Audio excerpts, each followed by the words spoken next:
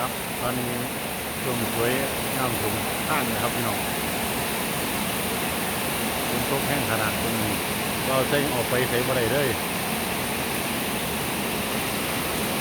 เป็นเอาเด้อพี่น้องเลยน้องโมชิมน้ำถุงนะครับเดี๋ยวต่อไปที่ตามไปงานพี่น้องเบิ่งครับ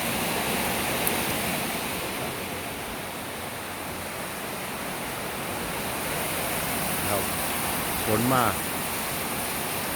ฝนตกมาแล้วครับอายุเขา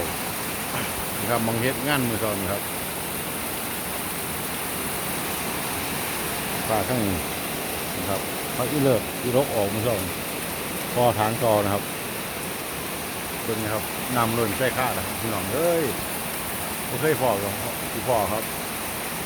เพราะว่าหนึ่งไก่ออกพรรษานะครับฝนมากล่าซ่าครับพี่น้องล่าซ่าเดี๋ยวฝนจะตกบ่เศร้าพายุฤดูนะครับฝนตกนะครับก็มียังคิดให้พี่น้องเบิ้งนะครับฝนตกแห้งบ่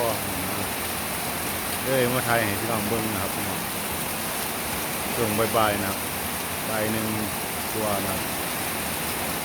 เป็นงามรุ่นใส่ข้าวครับพี่น้อง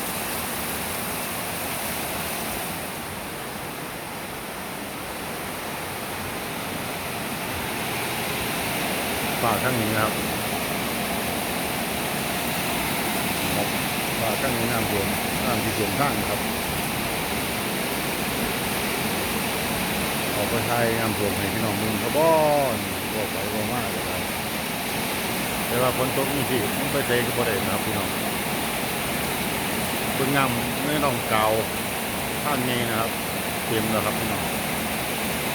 เดี๋ยวก็จะอีกชุ่มเป็นเด้อพี่น้องเด้อ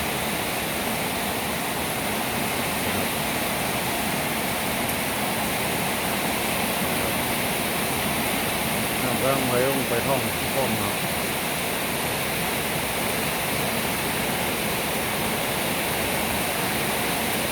นะครับผมมือของพี่นะครับเป็นทางหนองน้ำนะครับของโขกขาวหัวหน้าค่ำนะครับหอนน้องก็ใส่น้องชิงโก้ใส่นะครับเพราะว่ามันสีไหลออกถึงนะครับครับเบิ่งฝ่าฝนตกแห้งทุกอย่างนะครับตรงนี้ครับใส่ข้าให้เจ้า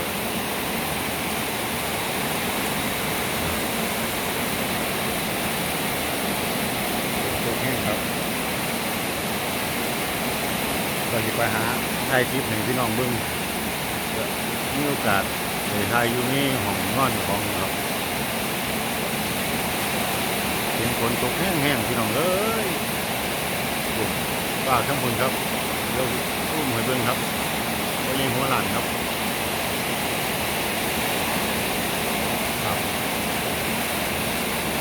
ฟังเสียงฝนไปนั่งกันเด้อพี่น้องเด้อ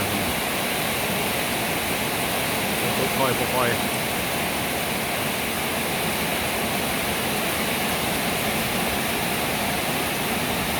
ี๋ยวถึงง่ายจ่าเด้อครับ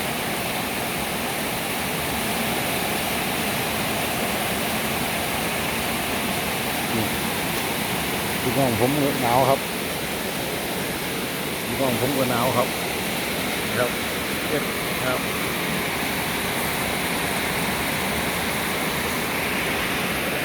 เอ็ด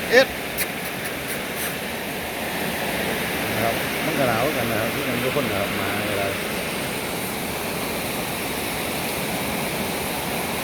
ครับเมื่อนั้นผมไปน้ำโออยู่บนดึงครับมาถึงหุ่นย่างงากล้องครับเอาไว้ทั้งนี้นะครับพี่น้องเดี๋ยวผมที่ลงให้พี่น้องเบิ่งครับ